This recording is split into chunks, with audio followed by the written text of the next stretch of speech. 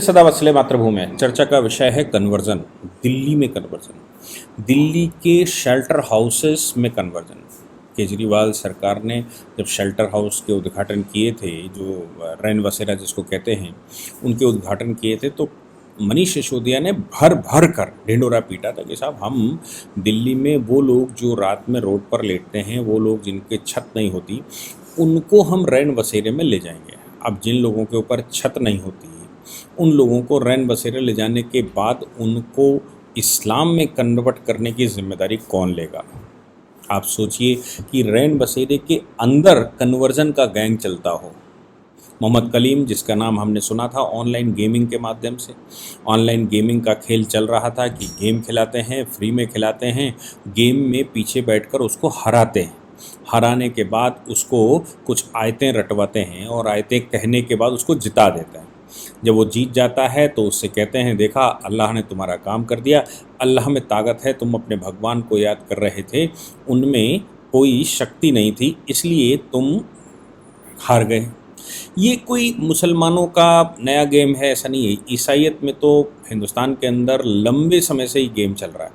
Christian missionaries के स्कूलों में ड्राइवर जो गाड़ी लेकर जाता है, वो एक गड्ढे में गाड़ी फंसा देता है और फंसाने के बाद बच्चे जो अंदर, हिंदू बच्चे बैठे होते हैं, उनको बोलता है कि अपने भगवान का नाम लो, अपने गॉड का नाम लो। जब गॉड का नाम लेते हैं तो भी वो हुर हुर करके एक्सीलेटर दबाता है, लेकिन गाड़ी स्टार्ट नहीं होती, गाड़ी बाहर नहीं निकलती। फिर वो कहता है जीसस का नाम लो, तो जीसस का जैसे ही नाम लेते हैं तो वो जानबूझकर गाड़ी को बाहर निकाल देता है।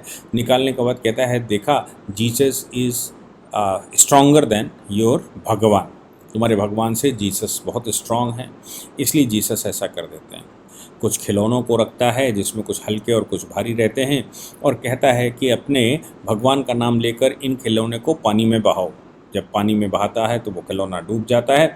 बाद में वो कहता है कि मैं इसको चला कर दिखाता हूँ जीसस का नाम लेके। ऐसे बहुत सारे किस्से छोटे छोटे बच्चों को सिखाए जाते हैं, करवाए जाते हैं, उनको यूं यूं करना सिखाया जाता है। ये कॉन्वेंट का पुराना खेल है। कॉन्वेंट स्कूलों का मतलब तो हम सब जानते ही हैं। अगर आपने राजीव दीक्षित जी को सुना होगा तो फिर ये बात हमारी सबके समझ में आ गई होगी कि कॉन्वेंट का मतलब वो अनाथालय इंग्लैंड में हुआ करते थे, जो राज्य के लिए, जो राजा के लिए काम करते थे। अनाथ बच्चों को पढ़ाया लिखाया जाता था, फिर उनको तैयार किया जाता था। हमारे यहाँ मिशनरियों ने स्कूल खोले थे, मिशनरियों से ने मिशनरी स्कूल खोलकर उनके साथ कॉन्वेंटों को जोड़ा था, और मुख्य उद्देश्य या तो ईसाई, क्योंकि ईसाई भारत में शासन कर रहे थे, या तो ईसाइयों को अपने बच्चों को पढ़ाना था, और दूसरा उद्देश्य था कन्वर्ट करना, कि स्कूलों में कैसे कन्वर्ट किया जाए। हालांकि हमारे इतिहास की किताबों में उसको इस प्रकार लिखा गया कि वो अपने लिए कर्मचारी तैयार कर रहे थे, इसलिए मिशनरियों के स्कूल में एडमिशन करवाते थे। मैं कहता हूँ कि वो अपने लिए कर्मचारी तैयार कर रहे थे, उसके अलावा वो अपने दास तैयार कर रहे थे, ईसाई बना रहे थे, उनका ईसाईकरण कर रहे थे। इसके बहुत सारे इलस्ट्रेशन अपने यहाँ मिलते हैं। Day boarding, night boarding, full time boarding, ये भी कॉन्सेप्ट चलते हैं। ये सब ईसाइयों का दिया हुआ है। भारत में वो चलता रहा। ईसाइयों के जाने के बाद भी हमने उसको ख़त्म नहीं किया। हमने हिंदवी स्वराज इसको घोषित नहीं किया, हिंदुस्तान को हमने घोषित नहीं किया। कारण उसका यही रहा होगा कि नेहरू जी के दिमाग में क्या बातें चलती होंगी, क्या वो सोच रहे होंगे, पता नहीं, लेकिन वो उसी कंटिन्यूएशन में सरकार चलाते रहे। आज 75 वर्षों के बाद सरकार के बदलने के 76वें वर्ष में, 77वें वर्ष में हमको ये चीज़ें दिखाई देने लगी हैं कि आखिर जब शासन बदलता है तो शासन बदलने के साथ निश्चित रूप से शासक का जो सांस्कृतिक रूप से स्ट्रॉन्ग शासक है, उसको ही बैठना चाहिए। अगर वो उसी सरकार के के कंटिन्यूएशन में गुलाम बनकर बैठता है तो वो कभी देश का भला नहीं कर सकता। दुर्भाग्य से हमको पहले प्रधानमंत्री कुछ इसी प्रकार के मिले कि उनका कोई विज़न नहीं था, उनका कोई भविष्य उनको दिखता नहीं था। परिणाम सब देख रहे हैं कि आज 75 वर्षों के बाद भारत की क्या हालत हो गई है। भारत में फिर पाकिस्तान बनने के बाद वही हालात पैदा हो गए हैं जो 1946 में हुआ करते थे। भारत में वही हालात पैदा हो गए जो 1947 से पहले मिशनरी की एजुकेशन को लेकर हुआ करते थे। ये भारत में खेल चलता है। अब उसको फलने फूलने का अवसर मिला। मोहम्मद कलीम बीटेक है। आप सोचिए कि मोहम्मद कलीम कम पढ़ा लिखा नहीं, बीटेक है, लोग कहते हैं कि मुसलमान पढ़ा लिखा हो तो कुछ पढ़ाई लिखाई करवाओ तो ज़्यादा अच्छा हो जाएगा। अनुभव में ये आ रहा है कि ज़्यादा पढ़ा लिखा ज़्यादा खतरनाक होता है, क्योंकि उसको बचपन की, जब उसकी आयु 2 वर्ष की होती है तब उसको बकरा काटना सिखा दिया जाता है। उसी समय उसको 72 हूरों, अभी 72 हूर मूवी आ रही है या आ गई है, उसको देखिए समझ में आएगा, केरला स्टोरी देखिए समझ में आएगा। तो वो उसको चूंकि बचपन से हूरें दिखाई देनी शुरू पड़ जाती हैं, उसको जन्नत दिखाई देनी शुरू हो जाती है, उसको हज अपने आप दिखना शुरू हो जाता है, और तब वो पढ़ाई करता है। तो दिमाग, पढ़ाई तो केवल उसका एक जीवनापन का एक साधन है। हकीकत में उसने अरेबियन संस्कृति, लुटेरा संस्कृति को सीख लिया, और वो संस्कृति सीखने के बाद वो वही करता है जो वो संस्कृति सिखाती है। इसलिए वो बीटेक था, एमटेक था, आईएएस था, ये कुछ वैल्यू नहीं रखता है। टीना ढाबी की शादी को लेकर हम लोगों ने सबने देखा कि किस प्रकार से वो चल रहा है।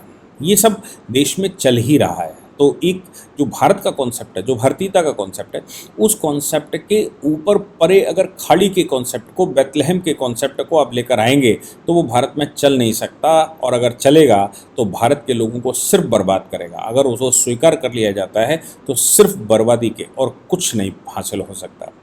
मोहम्मद कलीम उनमें से ही एक था। बीटेक होने के बाद उसने ऑनलाइन गेम डेवलप किया, ऑनलाइन गेम में लोगों को बरगलाना शुरू किया और वो करना शुरू कर दिया।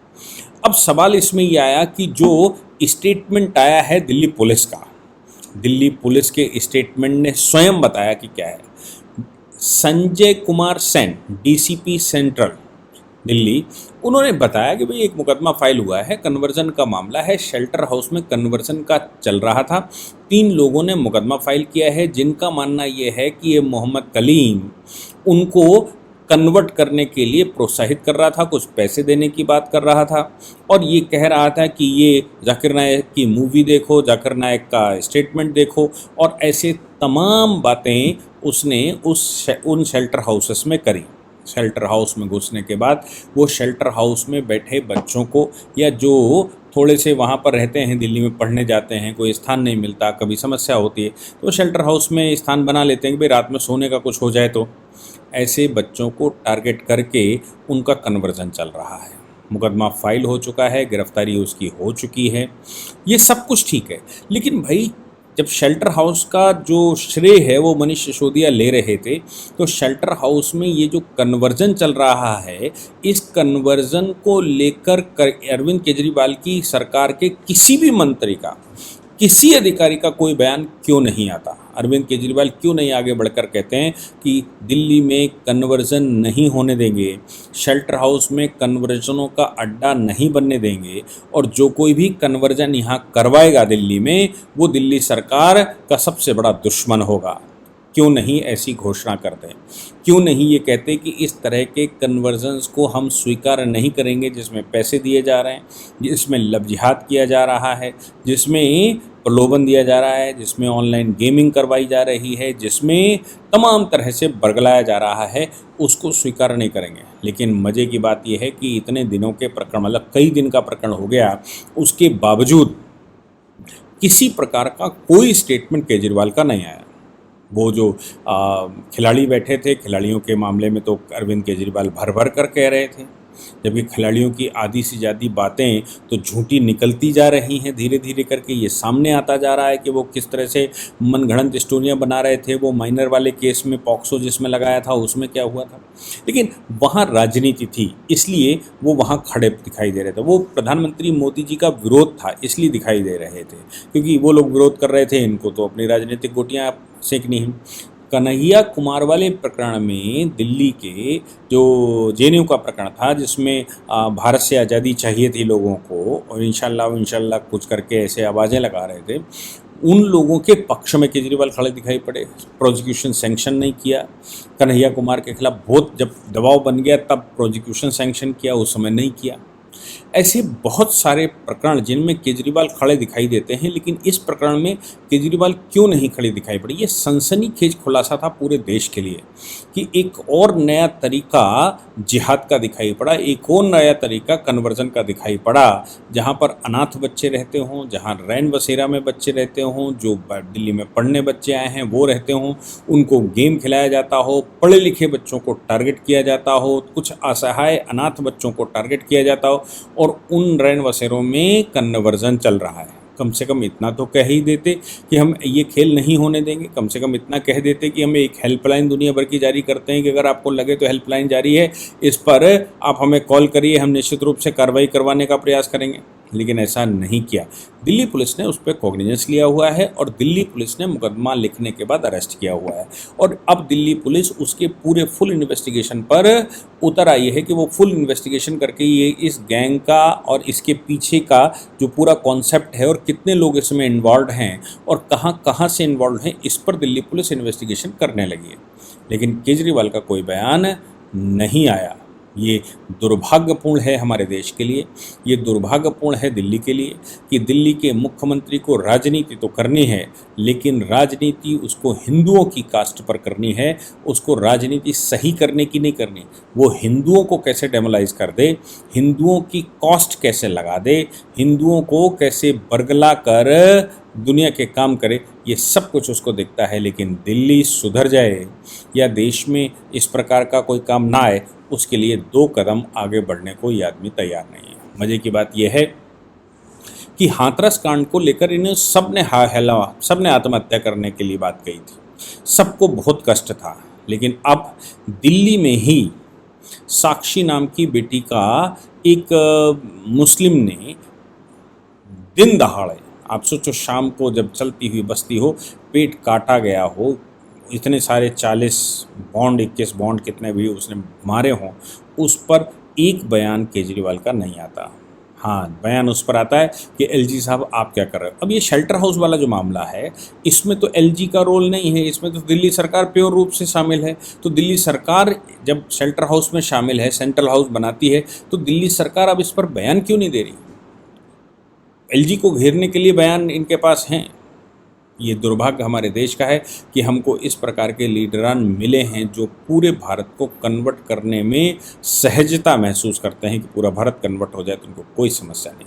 लेकिन ये राजनीति सिर्फ इस बात की करते हैं कि एक हिंदूवादी सरकार जो हिंदुओं का थोड़ा बहुत या ज़्यादा जैसा भी संरक्षण कर पा रही है या कर रही है, उनको कैसे गिराया जाए, ये पूरे प्रयास में हैं। लेकिन ये कतई प्रयास नहीं कि हिंदू कैसे सुरक्षित हो जाए, समाज कैसे सुरक्षित रहे, समाज कैसे बन जाए, उस पर कोई ध्यान नहीं है। ये दुर्भाग्य हमारे देश का है। जय हिंद, जय भारत, वंदे मातरम।